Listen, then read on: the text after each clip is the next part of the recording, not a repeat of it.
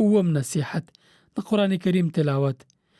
د انسان په ژوند کې تر ټولو د لوی اجر درلودونکی نفلي عمل د قرآن کریم تلاوت دی چې د انسان ژوند برکتی کوي او انسان پرې نیکمرغه کیږي.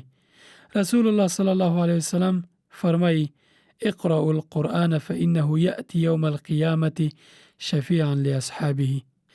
ژباړه: قرآن کریم لولئ ځکه چې په قیامت کې قرآن کریم د هغه چا شفاعت کوي چې لوستلی یې وي. اتم نصیحت: د قرآن کریم تدریس. نورو ته د قرآن کریم ورزده کول تر ټولو غوره کار دی چې ورسره مسلمان هم تر ټولو بهتر انسان جوړیږي. رسول الله صلی الله علیه وسلم فرمایي: خیرکم من تعلم القرآن وعلمه.